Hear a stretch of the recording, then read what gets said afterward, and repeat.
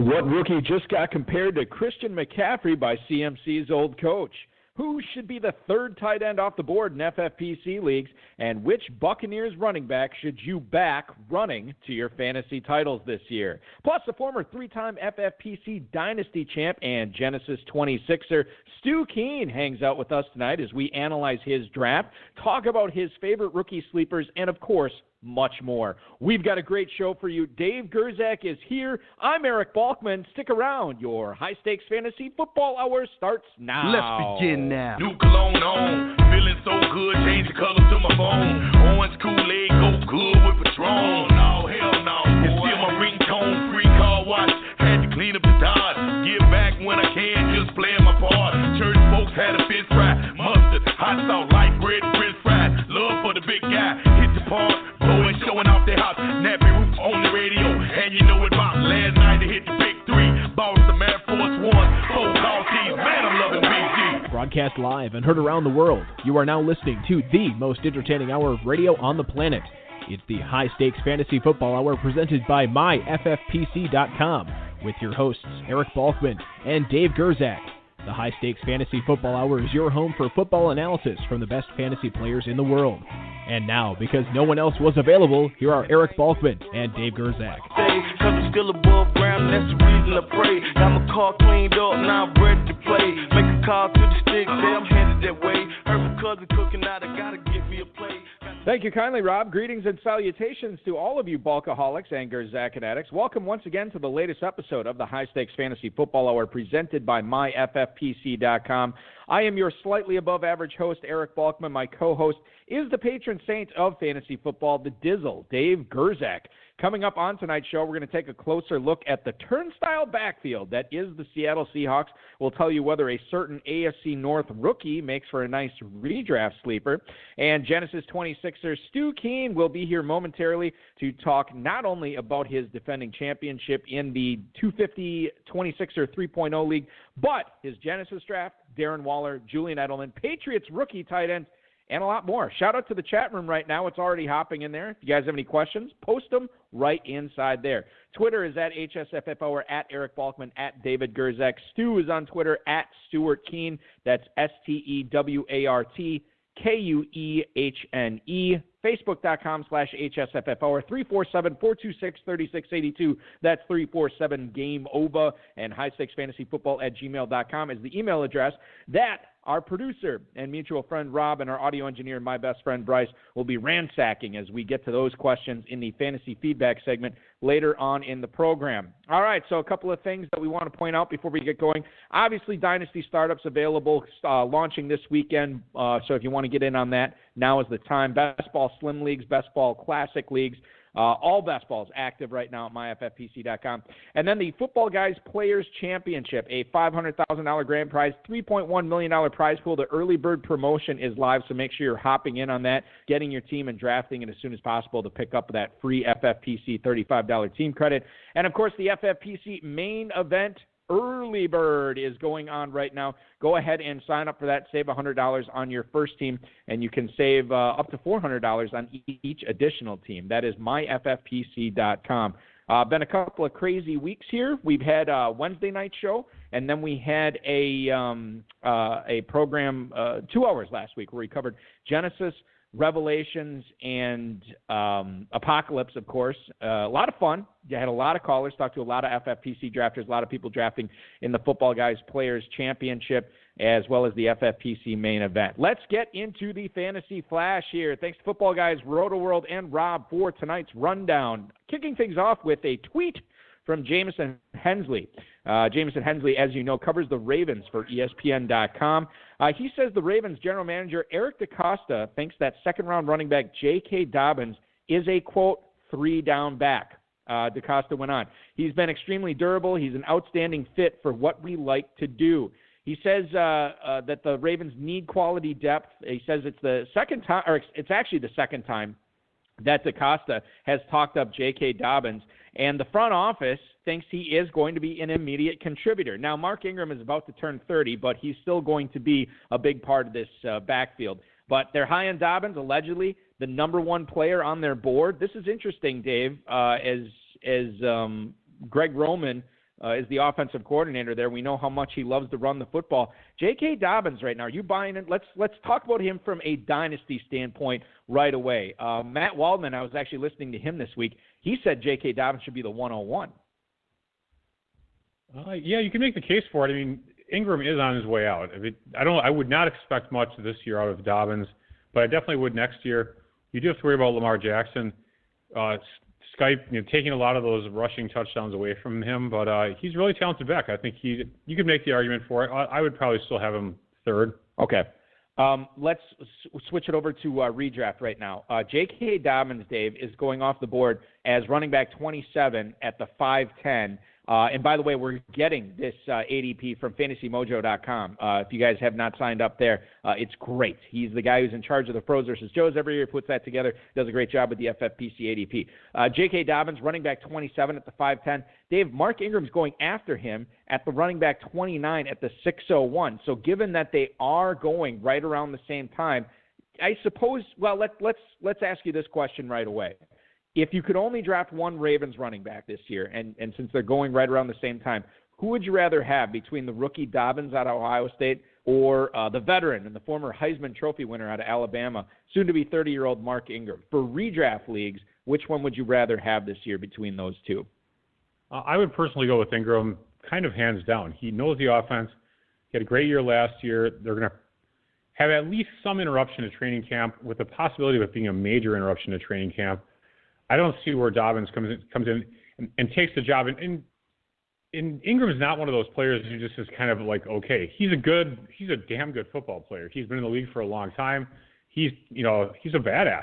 He's a really good professional player. He's not going to just give up the job. No way. Leader in the clubhouse, obviously, is Ingram, and he's going to have that job taken away from him by Dobbins. You pointed it out, Dave. We don't know how long these off-season training camps and programs are going to be available for the rookies this year, so Dobbins might be slow coming in. I'm going to make this prediction right now.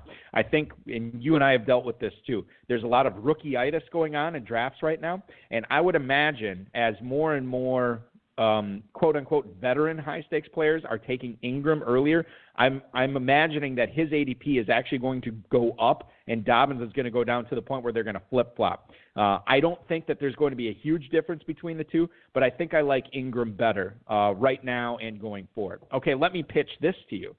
If you were drafting, let's say you went 0 RB, and you were drafting at the end of the 5th round, say you got a tight end, 3 receivers on your team, would you be willing to take both Dobbins and Ingram and just, lock up that Ravens backfield given how much they're going to run the football this year, or is that a losing proposition for you? Seems like a loser to me. Make your decision, go with it, and don't fart around in the 5th round. Don't fart around in the 5th round. Wise words. Wiser words have never been spoken. Let's move on and talk about the Washington Football Redskins. Their new head coach, Ron Rivera, says running back Antonio Gibson has a skill set, quote, like Christian McCaffrey. This according to a report on ESPN.com. I'm going to read the full quote here from Rivera. He's a little bit bigger than Christian, but he's got a skill set like Christian. This is a very versatile young football player that we really think is going to be a guy that can get on the field for us early and contribute.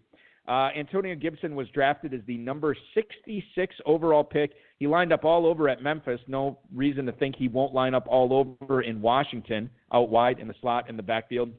He averaged 15.6 yards per touch last year, which is incredible. And Antonio Gibson led all FBS skill players in yards after contact per attempt with Memphis last year at 8.0. Dave, everybody's blowing up talking about Antonio Gibson, how great he's going to be. For redraft purposes, I can tell you that he is going at the end of the 2nd round in FFPC rookie drafts as the 14th running back off the board. What are your thoughts on Antonio Gibson from a dynasty standpoint? A player you want to get on board with in the 2nd round? Perhaps. If I have a running back need, sure. The Christian McCaffrey talk is really nice, but you're talking about this. He's like a one-of-a-kind player, McCaffrey is. We were talking about this the other day. McCaffrey is the number 20th player. He has the 20th most receiving yards of all time of any player before the age of 23. That includes all wide receivers. That's right, insane. Yeah. So to compare him to McCaffrey is kind of ludicrous, But even getting mentioned in the same breath, it's just pretty impressive. There's a lot of people there. You have Adrian Peterson, you have Geis. and whatever other garbage you have kind of laying around. Bryce Love. Yeah. Another one. Adrian Peters. Oh, you said Peterson. Players. Yeah.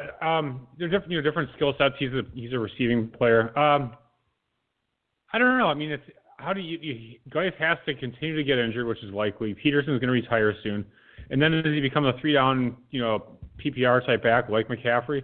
I highly doubt it. But I mean, in the end of the second round, the problem is that you're giving up on players like Devin Duvernay, Chase Claypool, and those are players I'm really interested in taking in those spots. So that there's so many receivers that were taken in the top 90 picks that you're at the end of the second round. There's still tons of players that are really high quality to go for. Gibson's one of them, though. I mean, he's in the mix. He's going at the 10:02 in Football Guys drafts right now as the 44th running back off the board. I am all in on that. I will be if I was participating in a Football Guys draft and he's around in the 10th round to scoop him up as my 4th running back, say something like that. I'm all in on the upside. As far as Dynasty goes, I would imagine I would get him in one of my leagues, maybe 2. I'm a little surprised, given all the hype that's building around him, that he still is going at the end of the second round. There are still some good players there. Dave, I think I've talked to you about this. I normally try to trade away my 3rd and 4th round for rookie picks because either they're meaningless to me or I just suck at drafting in the 3rd and 4th round. Not this year. I think there's some really good players that you can get through the 3rd round, and especially in FFPC rookie drafts, 4th, maybe even in the early 5th with some of the free agents that are out there too. Yeah, in FFPC drafts, you've got, granted, most of them are done now, but you've got Hayden Hurst has been dropped in a lot of leagues. You have Gronk who's out there in a lot of leagues. When you have to get down to 16 players, there's a lot of high-quality talent that's out there that needs to get drafted by teams that are trying to make the playoffs. Let's move on. Let's keep talking about running backs here, Dave. Brady Henderson on Twitter talked about Marshawn Lynch, saying that him and his agent, Doug Hendrickson, have been in talks with the Seahawks, seeing what happens. This is Marshawn Lynch told Scott Van Pelt on SportsCenter this past Monday night. Marshawn Lynch, unretired for the 2nd time this past year, and got 30 carries for 67 yards and 4 touchdowns after being out of the game for 14 months. This is over Seattle's last 3 games in 2019. He's 34 years old, but the thing is, Dave, they got Travis Homer there, who's in his 2nd year, didn't do a whole lot last year. They did not draft a running back this year until the 4th round. They get DJ Dallas. And then you get Chris Carson, who's coming off the season-ending hip injury, and then Rashad Penny coming off the season-ending ACL injury, and it sounds like he's not going to be anywhere close to ready when the season starts in September. I'm just questioning if there's anybody to target in this Seattle backfield right now for redraft purposes. Redraft purposes. And what's the word on Lynch that he's coming back to Seattle? His agent is in talks with the Seahawks to see if he will come back to Seattle. So we'll see, basically, right now. Yeah, I don't see DJ Dallas actually becoming the guy. It could be Lynch. Did you see Lynch was in Westworld? Yeah, he played Giggles. Yeah, that was awesome. Nice job. It's so funny. My brother watches that show religiously, and after the 3rd episode, he's like, hey, I think Marshawn Lynch is in Westworld. I'm like, yeah, he was in the first 2, man. I like that shirt that he wore, too, where it was all the human emotions, and whatever one he was feeling, that's what would light up. That was pretty cool. Yeah. Anyway. Surprised we haven't talked about it. Yeah, no. So Seahawks running backs, I mean, Chris Carson is probably going to be healthy enough to start week 1, but do you really want to bank in to that coming off a guy, and by the way, he's always hurt. Chris Carson always seems to be hurt, and you got to pay an early 4th round pick to get him right now. Yeah, and Lynch is honestly 1.67 yards per carry. That's no good. I guess I would take a stab. If I was going to draft Seahawks running backs, I would take a stab at Carson and really try and get DJ Dallas. I guess that's where I would go. Because I would try and handcuff. Dallas has got to be super cheap in redraft, right? 13th, 15th? 13th round, mid-13th, yeah, as the 58th running back off the board. So, yeah, that's where I would go. I'd probably ignore Penny because he's been proven to suck. I would, At least too. We were down on Penny in his rookie draft. We were wrong on some guys, but we were right on him. I didn't take him anywhere. I don't think you did. No. So that was at least good. We got off Penny. Everyone who drafted Penny, unfortunately, didn't do all that well. He was a top 5 rookie pick, by the way. So, well, he was sort of the Clyde. Well, I don't want to compare their skill sets, but he was the Clyde Edwards-Helaire, the first-round running back that nobody really thought was going to be a first-round running back. It was a surprise. It was in a good situation. They needed a running back, and here you go. So as far as Dallas goes, would you be drafting him just as like a throwaway type, running back 5 in like a football guy's draft just to see what would happen. Sure, he's worth a shot. Absolutely. Okay. All right, fair enough. All right, we got Stu Kuehne coming up here in just 1 minute, ladies and gentlemen, to talk about his Dynasty championship that he's trying to defend this year, as well as the Genesis draft from last week. Right before we get to Stu, I want to bring up one more thing. This is a report on ESPN.com. Sean McVay says, quote, "We feel we've got 3 really good backs," when he was talking about the Rams' backfield. Now, if you remember, the Rams already had Malcolm Brown. I've said it ad nauseum at this point. They matched that big offer sheet that Detroit signed him to. They gave up all that draft capital to acquire Darrell Henderson, and now they take Cam Akers in the 2nd round this past draft a couple of weeks ago. Now, no Todd Gurley. He's in Atlanta. And last year, Malcolm Brown played ahead of Darrell Henderson. He played 67% of the Rams' offensive snaps last year. Gurley was playing in 70% of the offensive snaps in the games he was healthy in. So it certainly seems that there is going to be a role opening up for Akers, for Henderson this year to go with Malcolm Brown. But, Dave, I got to, even though Henderson and Akers maybe get the fantasy juices going a little bit more, it just could be boring old Malcolm Brown who really takes the reins in that backfield. Now, I'll tell you their ADPs here as far as where they're going in football guys' drafts. Malcolm Brown is not going until the mid-17th, which is pretty crazy to me. I'm all over him at that point. Cam Akers going at the 5:02, and then Darrell redraft. This is redraft, yeah. And then Darrell Henderson, 9:08. So 5th round Cam Akers, Darrell Henderson 9th, Malcolm Brown not till the 17th. I mean, I can't sink a 5th round pick into Cam Akers. I don't think I'd be buying up a whole lot of Darrell Henderson. But Malcolm Brown in the 17th round for a dude who might be the starting running back there, not a ton of upside, but if he's commanding 60% of the snaps offensively, you got to take him there. Yeah, absolutely. That's a really good pick taking Akers in the 5th.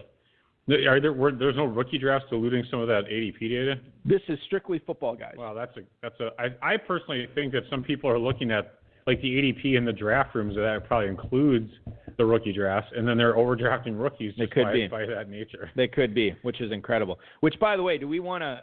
Well, no, forget it. Let's get to our guest. We've no kidding. We've kept him in the green room long enough. He's had the coffee. He's enjoyed the charcuterie board, and now we're going to bring him on tonight, ladies and gentlemen. He joined his first redraft league back in 2007, where he drafted Adrian Peterson in the 3rd round and won the league. He started with the FFPC 6 years ago and was doing Dynasty leagues starting in 2017. That's the year that he got hooked up with the 26ers.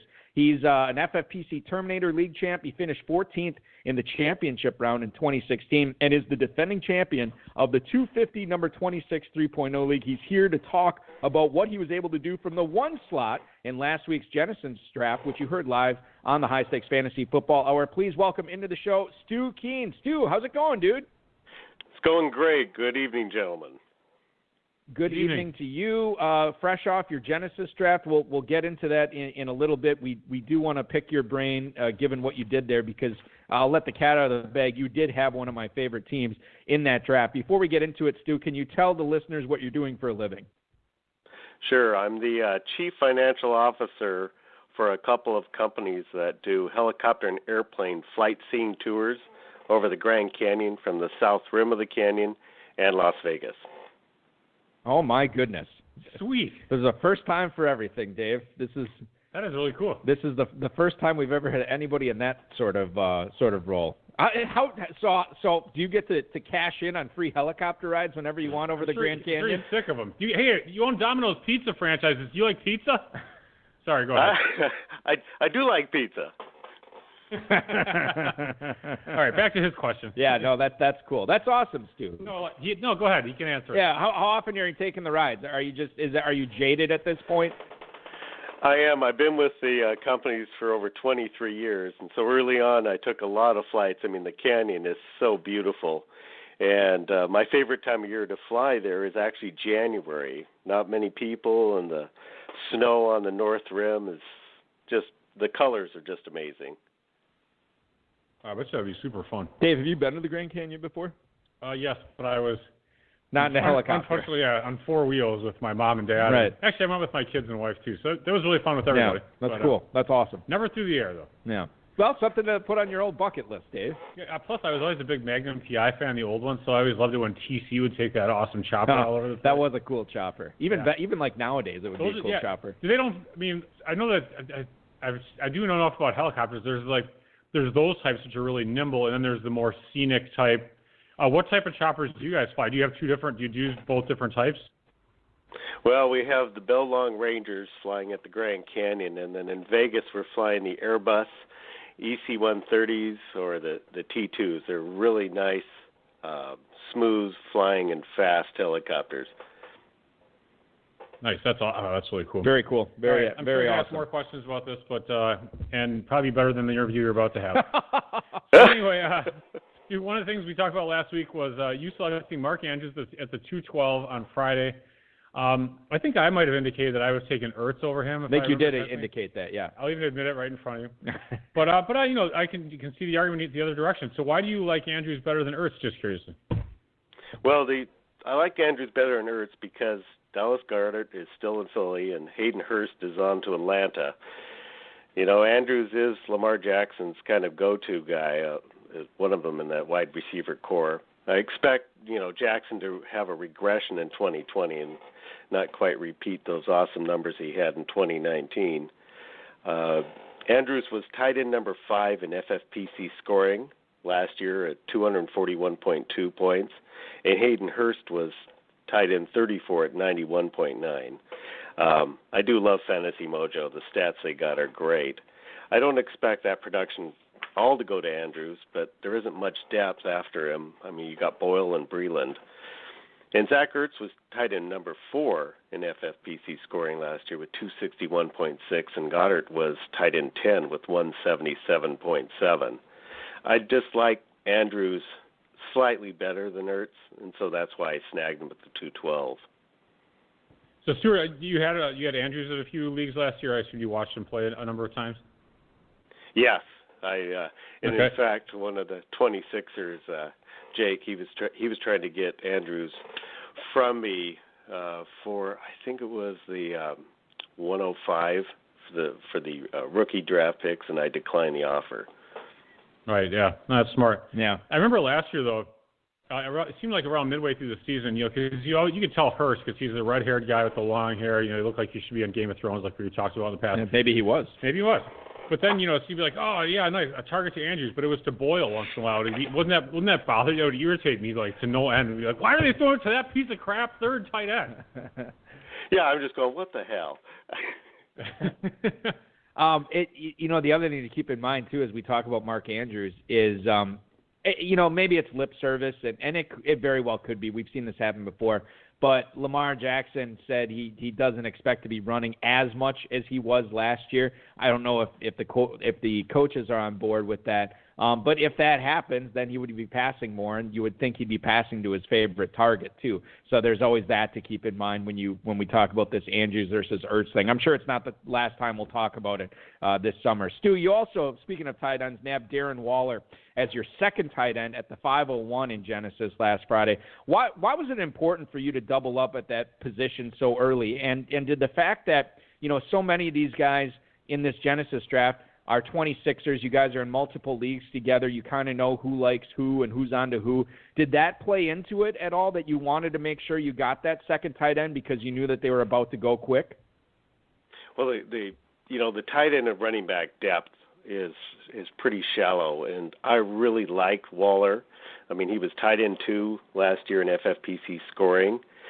I don't expect Witten to have much of an impact on his performance, but I'll be honest, I was really surprised Waller was there at the 5.1. I thought for sure he wouldn't make it back to me, and so when I saw him there, I just snagged him.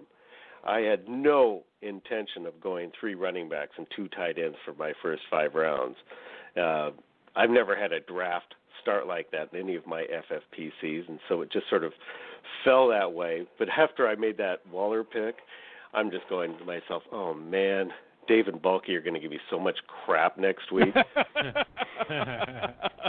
What's funny about that is I think, it's not like we've ever championed, hey, you got to get 2 tight ends early or anything like that. I don't think we've necessarily penalized anybody for doing it. I think the thing that Dave and I have always brought up over the years that we don't personally like in FFPC drafts, or something that we wouldn't personally do, is get an elite tight end and an elite quarterback. That's a little bit more difficult to pull off. Now, people more talented than us have done it. It doesn't strike me as having a high win rate. Darren Waller, by the way, mid-4th round is where he's normally going in our leagues, Dave. Well, sometimes people draft 3 tight ends in a row, and then they're just trying to get cute. Right. I think, that clearly wasn't what you were trying to do, and I don't think we made that statement or said anything like that. No, I don't think we did. I mean, I think the worst thing we said about it is I think we both preferred Ertz over Andrews, but I don't think as far as construction, we didn't have an issue with it. All right, so the next question that Dave has for you, Dave, go ahead and ask it, and then we have a follow-up question to that in the chat room. Yeah, so speaking of construction, you were able to get Julian Edelman, since you kind of punted receiver a little bit. You got Edelman at the 812.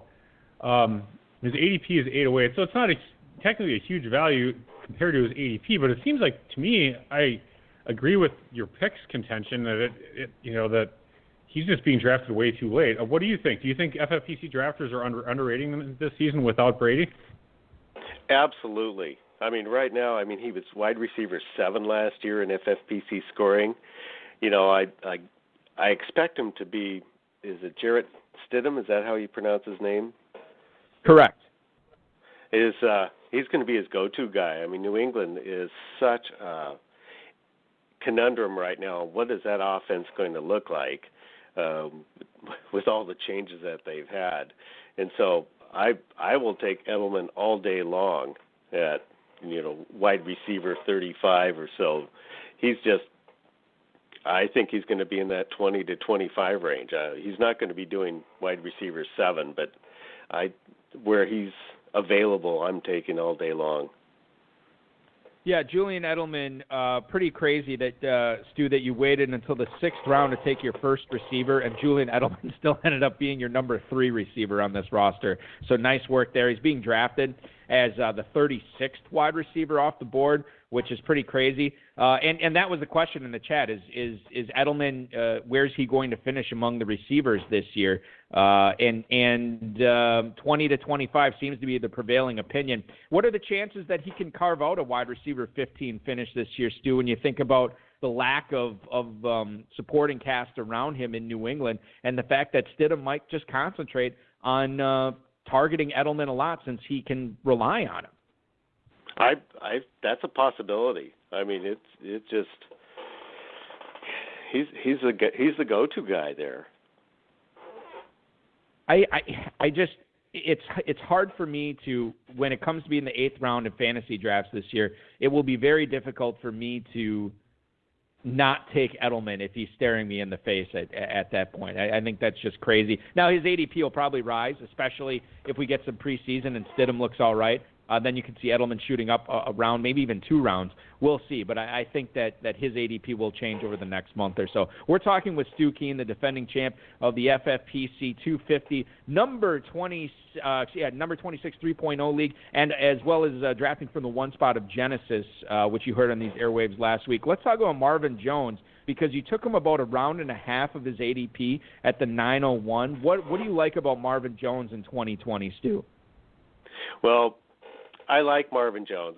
I've owned him in the past, and he's fairly reliable.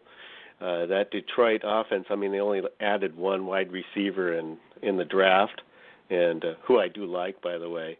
It's one of those where I was having a debate between Marvin Jones and Michael Gallup, and with the 60-second clock and the 26ers on my tail, and me needing wide receivers badly after the first 5 rounds without getting one, I am debating it, and the clock is running down, and I'm going, damn it, with Gallup having CeeDee Lamb added to the Dallas team, and that debate, I'm hearing people, he won't be affected.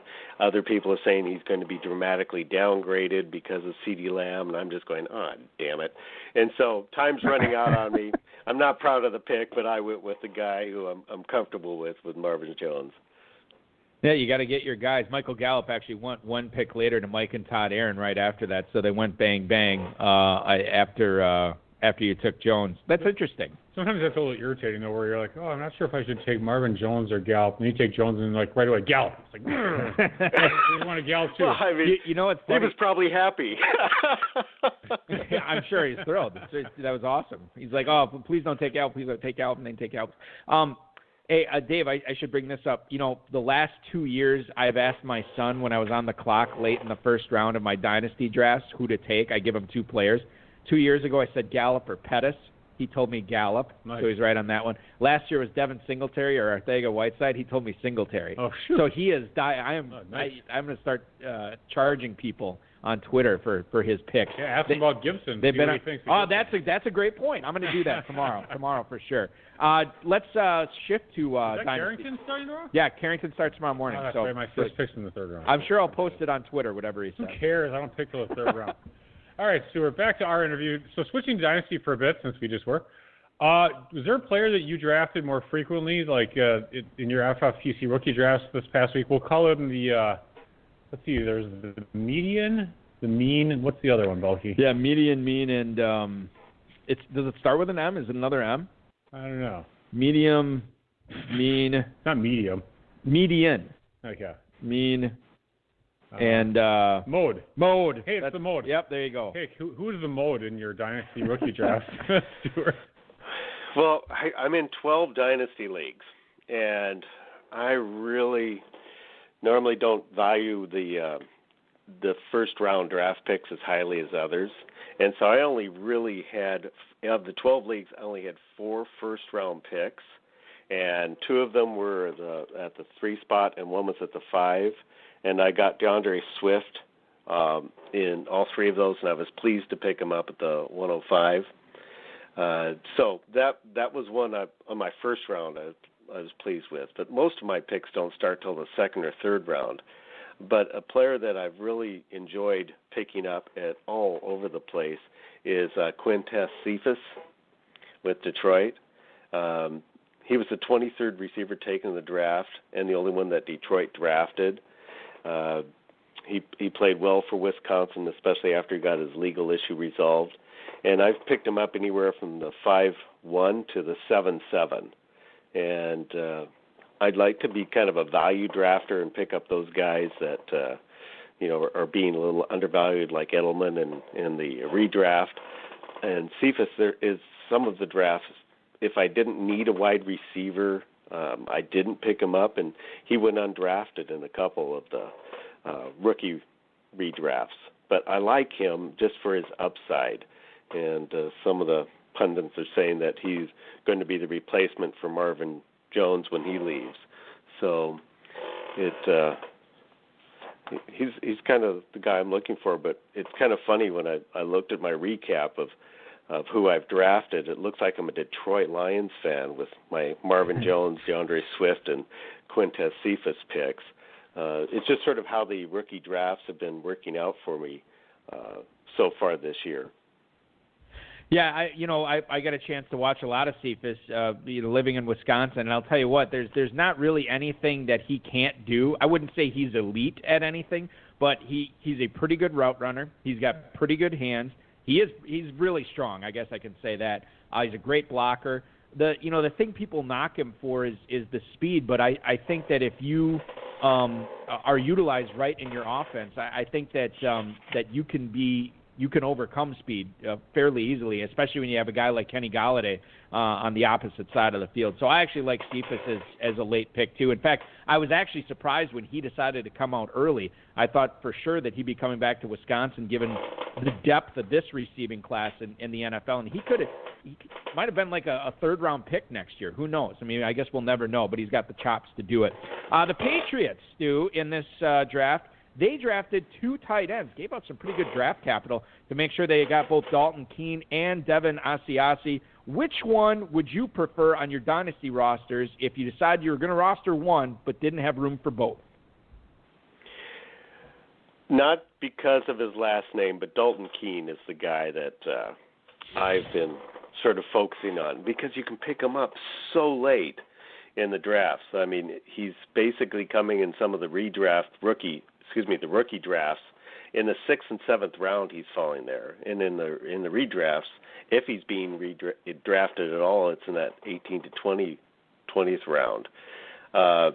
He's a young guy. He's only just turned 21 in April, and New England picked him 10 picks after Asiasi, and so they traded up to snag Kuehne, and it's going to be interesting how Belichick uses both or either one of these two guys. And so the fact that I really don't understand Belichick's mind, I would rather spend late draft capital on a player who has a potential to really deliver on the dynasty level. May not so much this year, but he's young, and you never know with Belichick. Question in the chat room, Stu. I don't know if you caught us talking about Antonio Gibson earlier, but what's your opinion, and talk a little bit about him as far as how you would deal with him in Dynasty, and then also what you think of him as a 10th round redraft pick this year. Well, I like Gibson. In fact, I picked him up in a couple of my. I think I picked him up. May have only gotten him in one of my rookie redrafts. Haven't really focused on him much, other than if he falls to me. I'm kind of that value drafter sort of kind of guy. And let me see, what do we have him here? Trying to find him. Yeah, I haven't spent a lot of research on him.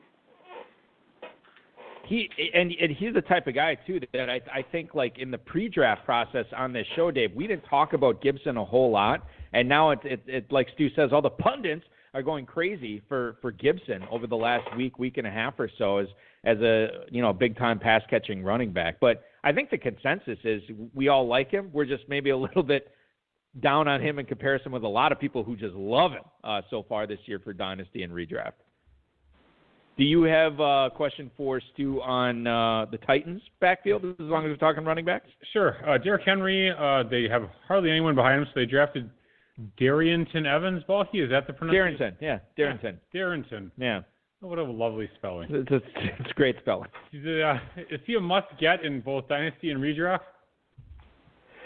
Especially if you've got, the number one guy, Derrick Henry. You definitely have to have Darrynton Evans, or you're kind of really missing out. I mean, Henry's so durable. The likelihood of him delivering much this year is probably fairly low, but the way the NFL's treating running backs, and that they don't want to pay them except for a few guys, having that backup, and Darrington's, might be the guy in Tennessee, who knows, next year. And so it's one of those where cover your bases. I mean, if Henry gets hurt, then you certainly got your ticket punched.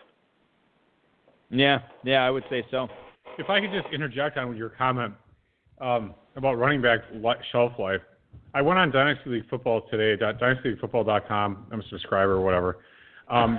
It's a fine site. I use their trade analyzer. It does some stuff good, some stuff bad. But their title article, I didn't read it, but is the sell high window closing on Christian McCaffrey? So the article is about a player that scored 450 fantasy points. It's insane, yeah. Yeah, it's time to sell him, because apparently you're going to get 8 other guys that you're going to start in place of McCaffrey that will equal his production. Now, how old is he? Like 28, 29? No, he's like 23, 24, whatever. So you sell high. I mean, how high can you – anyway, I'm sorry. It's just such Well, didn't we talk about this last year? Like, McCaffrey was basically untradeable? Like, what return could you get for McCaffrey that would make sense? Yeah, like you'd need Lamar Jackson and Elliott or something like that. And even then? Even that, whatever. I mean, I should maybe read the article before ripping on it, because apparently the window is closing. Well, hold on. Maybe they're not going to. But then they pay him. But anyway, go ahead. Maybe the headline is just to get you to click on it. Yeah. And then it says what a ludicrous opinion this was. No, dumbass, you never sell it. I was talking about this on. Sure, we'll extend your interview, because now we're just talking. We are. But I was talking about. See, this was clever. The NFL schedule obviously came out last night, and I think it was SB Nation had this article ranking the Thursday night games for 2020. So I clicked on it because I'm an idiot. And number one was the Texans-Chiefs opening night game. Why? Because we get back to football, and this will be the first game back.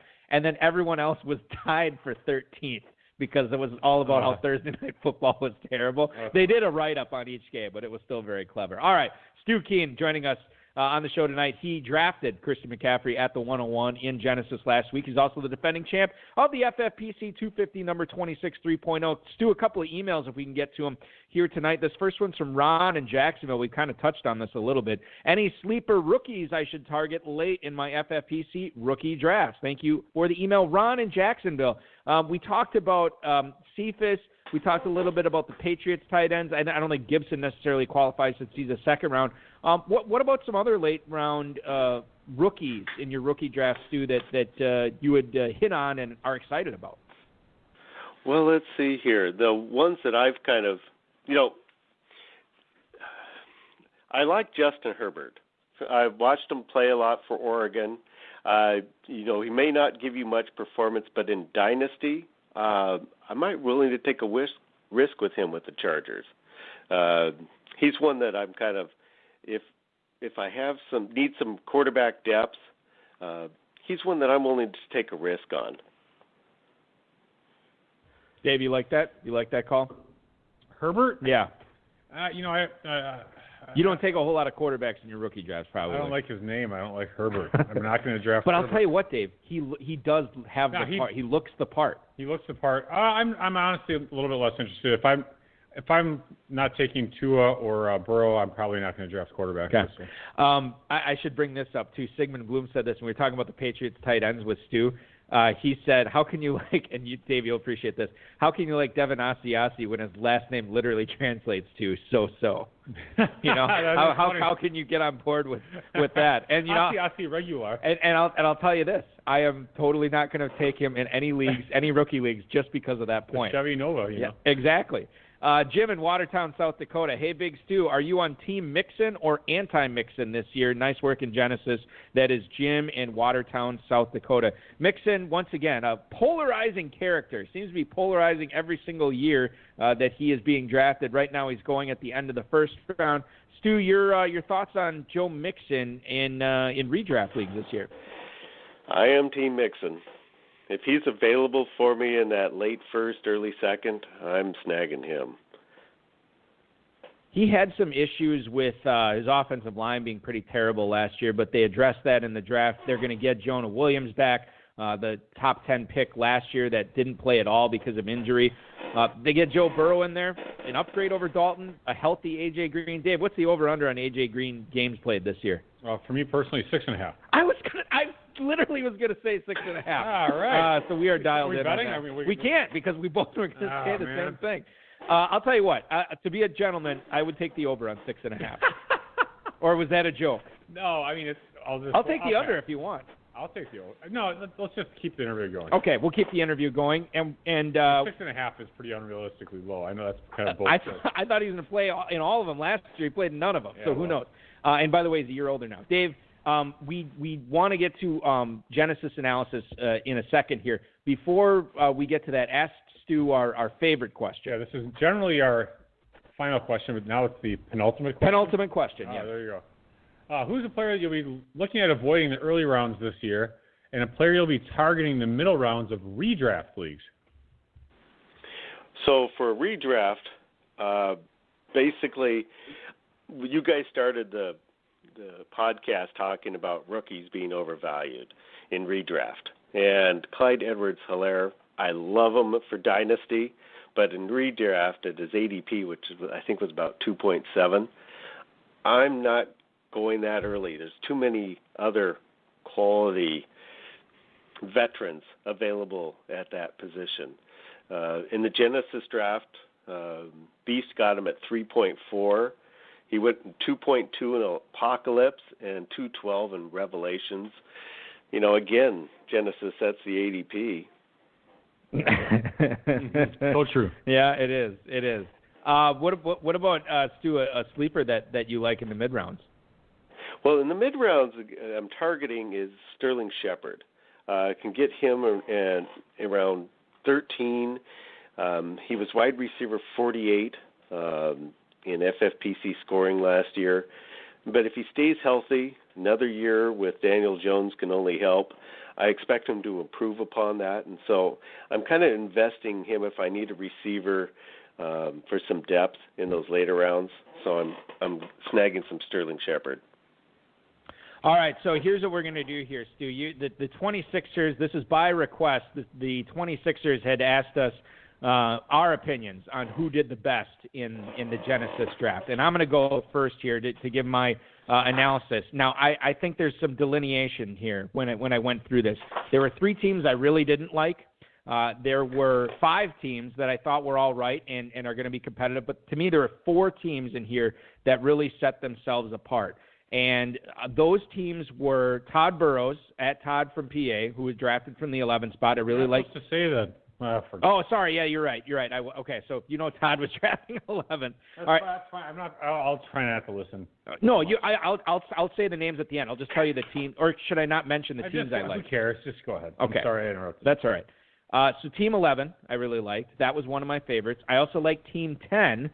That was another one of my favorites. So at the back end of the draft, I did like team number 8 as well. And then, and Dave is going to fry me for this, but one of the teams I really think was one of my top 4, and I don't know in any particular order, but one of my top 4 teams, Stu, was yours. I really like the fact that you got the 3-headed monster at running back with McCaffrey, Gurley, and Carson. You get those 2 maybe top 5 tight ends on your team. And then, to me, what cinched it was getting Lockett, Samuel, Edelman, and Marvin Jones as your top 4 receivers. You build up that receiver depth after waiting until the 6th round to take a receiver. So I really like that. Josh Allen, Aaron Rodgers at quarterback. You already mentioned Sterling Shepard. So I really like that. And then you still got Bonifant as essentially the McCaffrey handcuff at the end. But that was, I would say, those 4 teams, and I'll reveal the other 2, who they were after Dave has made his choice as his top team. But those are the 4. So congratulations, my friend, or I'm sorry, because you either got the stamp of approval from Balky or the Balky kiss of death. I'm not sure which it is. All right, so very yeah. nice. Yes. You know what? I'm just going to eliminate. No offense, Stu. I'm going to actually just eliminate your team. Because you're on the air, so I'm not going to even pretend to kiss up. The anti-Balky. You know what I mean? It's like you're being interviewed, so it's kind of like, out of the other 11 teams, I like teams 5 and 12. Okay, so by the way, that's looking at this on a laser printer where I can barely discern the differences between these colors. They're like shades of color. So I looked at it for about 90 seconds. So. Okay. So Dave likes, that was Brent Studebaker, who was drafting 5th. And then Kaz in the North, that's Brad Kazima, who is picking 12th, who actually was in the chat room earlier. I think he's still in there. And then the other ones I like besides Todd and Stu's was Jake Valish and Clint Ostermiller's, and then Biplab Mandel, his team, number 8. So those, if you're looking... I like number 9 a bit, too. I guess I'm still searching around. Rob Marshall, Fantasy Dum Dums, defending champ. Not a bad guy to like. Yeah, I think I like that one, too, a bit. That was one of them that was in the middle for me. That it was borderline between top 4. All right, Stu, listen, man. Stu, you had a very nice team. Yes, you do. And you also had a very nice interview tonight, which we certainly appreciated you carving out some time tonight to step away from your drafts and rap with us about fantasy football. Good luck in Genesis, all your Dynasty rookie drafts, and all your other drafts this summer, man. This was fun. We appreciate the 26ers allowing you to come on board and chat, and we'll talk again soon, man. Perfect. Thank you both very much. Thanks, Stuart. Stu Kuehne, thank you very much. It is at Stuart Kuehne on Twitter, FFPC 250 Dynasty, number 26 3.0, defending champ, and we'll see if he can win Genesis this year. I think he's got as good a shot as any. So thanks to him for popping on. His wide receivers really turned. Now that he's off the air, I actually do like his team quite a bit. What's so funny is like I didn't really want to, but his receivers are good. This is the yin and the yang, because I always praise everybody when they're on the air. Once they get off, then you praise them. No, I think Todd Gurley at 301. That's a solid pick. We talked about that being a nice value. Mm-hmm. And as much as we're not really sure what you're going to get with Chris Carson at the end of the 4th round, man. I mean, why not at that point? It makes a lot of sense. I think this team came together in round 6 through 9 to have that core of running backs and tight ends and then get those receivers. Good on you, Stu Kuehne. I think I misunderstood. I thought you had 3 tight ends in the first 5 rounds, but it was only 2. 2, yeah. 3 running backs, 2 tight ends. Not even bad. That's even better, right? Yeah, I mean, it's not even like a thing. Not even like unusual, really. That's true. That's very true. All right, so let's get into some emails tonight, last 10 minutes of the show. And this is something that was being talked about in the chat room, and I knew as soon as the NFL schedule came out, we were going to get a slew of emails about this. This is from Jeremy in Manhattan. Hey, guys. No, we're not altering the schedule to change the championship round of the – oh, go ahead. Yeah, it's not – I think people know that we're not changing that. But he writes, hey, guys, now that the schedule is out, would you guys recommend going away from McCaffrey since he will be on bye during league championships in the FFPC? Jeremy in Manhattan, thank you. Only if you're in my league and I picked 2. Right, so this is the thing.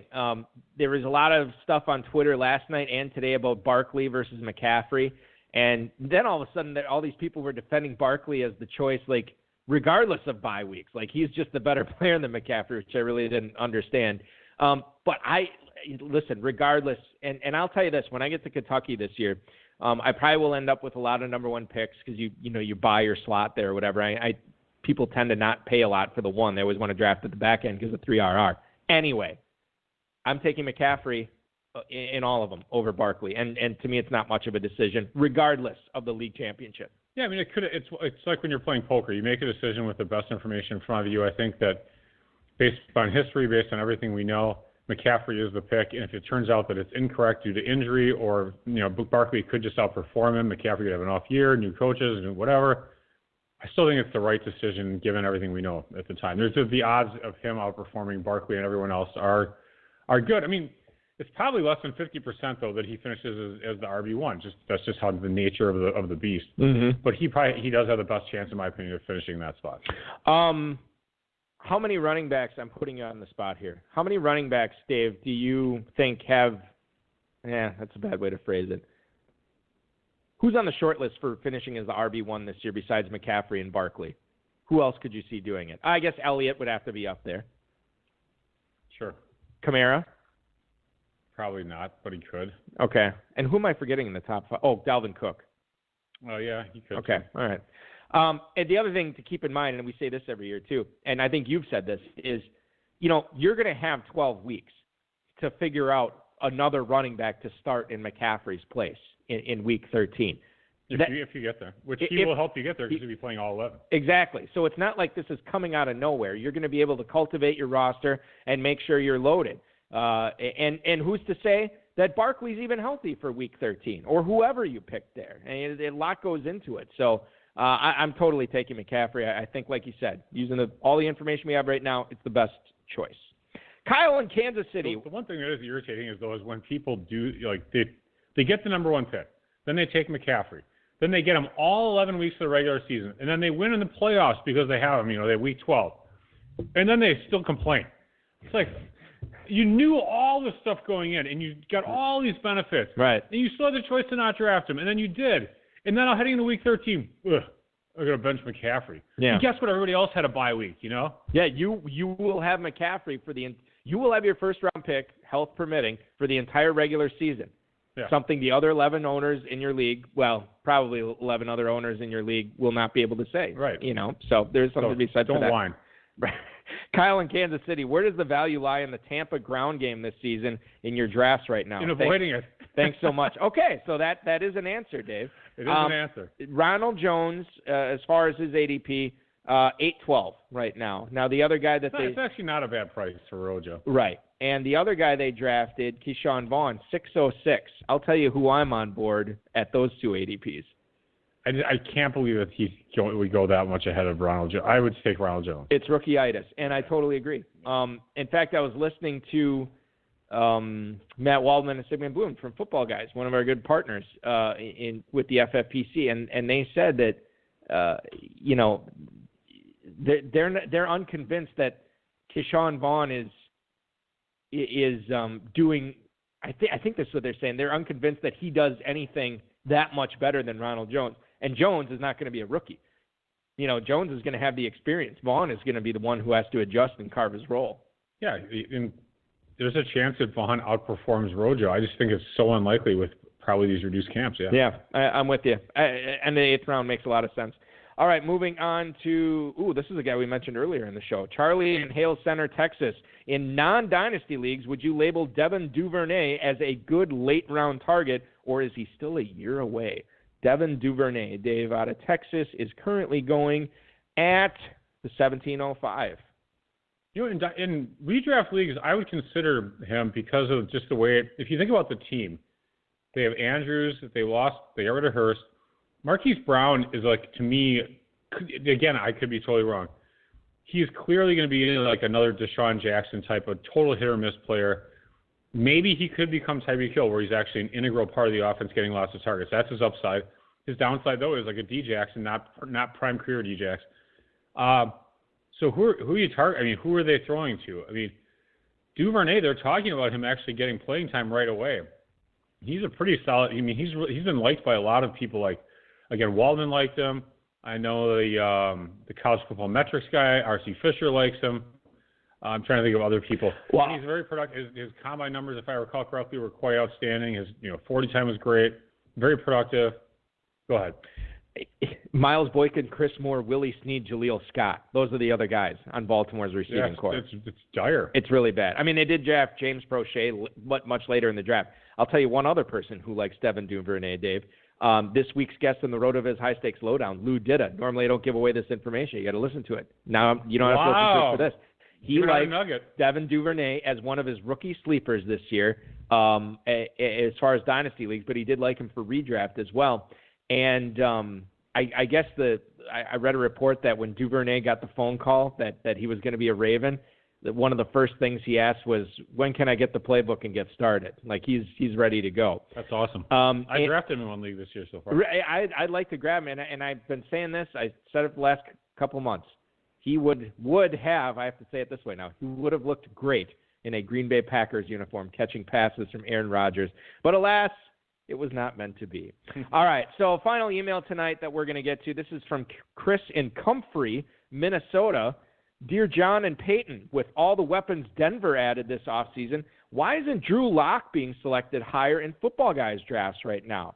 The Broncos already had Noah Fant, Phillip Lindsay, and Cortland Sutton. They add Melvin Gordon. They add K.J. Hamler, Jerry Jeudy, and then Albert O. I don't know how to pronounce his last name. I'm sorry. And yet Drew Lock, Dave, is going in a football guys' drafts as the QB 20 in the 17th round. Too low? Just right? God, QB 20, that actually seems a little bit high. Really? With all those weapons? Quarterbacks are so deep, though. He's going. A lot of those weapons are so incredibly unproven. That is true. They are very young and inexperienced. Jeudy barely hasn't played. Albert's a rookie. Hamler's Fant's a rookie. A second-year guy. Hamler's a rookie. Sutton, what is he? Is he a second? No, he's a third-year guy. Yeah. And then you have John Elway, whose history of drafting quarterbacks is not just atrocious. It's like they make the Patriots drafting receivers look outstanding. Paxton Lynch. He's the worst. He can't pick the veterans with one eyebrow. You can't pick Paxton Lynch. I mean, he's terrible. Drew Lock did look good in limited action last year. I don't know, 20. There's some guys that are down in that range that I would probably draft over a lot. He's going right behind Roethlisberger and Goff. He is going ahead of Ryan Tannehill, Jimmy Garoppolo, Sam Darnold, Kirk Cousins. Okay, where's Bridgewater? That was the next guy I was going to say. Bridgewater is going a round and a half after Drew Lock. Talk about weapons. Bridgewater's got just a ton of weapons. He's got CMC. I mean, he's got DJ Moore. He's got Curtis Samuel. He's got Robbie Anderson. Who do they got a tight end now? Who's Ian Thomas? Ian Thomas. Which, yep. I mean, he's emerging. So yeah. Drew Lock or Tyrod Taylor? Lock. Drew Lock. Taylor has to worry about keeping his job, as possibly loses. Yeah, I forgot about that. That's a good point. Okay, last one. Drew Lock or Phillip Rivers? I'll take Rivers. Rivers is a veteran. Yeah. I mean, 16-year guy that we had on that 2008 championship team. Did you hear the news with Rivers? He's I did. Yeah, go ahead. Yeah, he's taking a job as a high school football coach at some school in Alabama. Yes, so like a Catholic or. Yeah, yes, and I guess the AD is going to coach the team until Rivers is ready to retire. I was actually wondering about that. I was wondering if he was Wally Pipping some guy or some poor sap who's been there for 30 years. But that's cool. Yeah, that is cool. Yeah. And so and you know what else I found out today is the Colts were Brady was actually, he contacted the Colts about potentially coming aboard there. The Colts weren't interested in because they specifically were looking for a one-year bridge guy. which is why they gave Rivers $25 million this year, weren't willing to soak multiple years into Brady. But they also, I guess there was rumors that they didn't know if Brady's interest was real, that this might just be another way for the Patriots to get another one in on the Colts after the McDaniels thing and the Deflategate, that he was just trying to get the Patriots to drive up, get their interest driven up. It wouldn't surprise me. Yeah, so who knows with that. What a tangled web we weave, and what a show it was tonight, talking fantasy football for 1 hour again, ladies and gentlemen. I want to thank Stu Kuehne, the FFPC, Rob, Bryce, and, of course, each and every one of you, Dave Gerzak, as well. We are live next Friday, 10/9 Central. Same bad time, same bad channel. It is going to be 1250 Dynasty League number 10 champion Cal Zarin is going to be our guest. Very excited to talk to him. Check out the Football Guys Early Bird, the FFPC main event Early Bird, and, of course, all those best ball Dynasty startups going on at myffpc.com. There's a midnight draft for Football Guys. I'm not sure how close we are to that, so hop in there if you can. I'll be commissioning, and we can talk fantasy football there. Thanks for listening, everybody, and, of course, your weekend starts now. This has been another episode of the High Stakes Fantasy Football Hour presented by myffpc.com that was broadcast live and heard around the world. Eric and Dave will be back next week with more analysis, interviews, and advice from a guest much smarter than they are. Thanks for listening, and we'll talk with you again next week.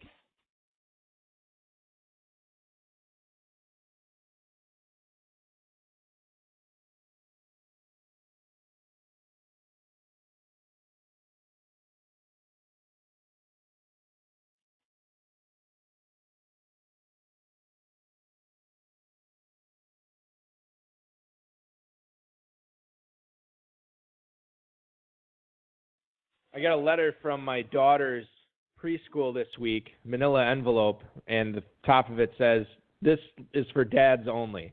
And it's a project in there for the kids to create for their mother for Mother's Day, you know. Mm-hmm. And my son, that's for my daughter. My son already has this whole breakfast in bed thing planned for. I don't know what to get my wife for Mother's Day. Do you have any ideas? Now? Because, yeah, I know. I'm running out of time. This one got away from me. Begonia.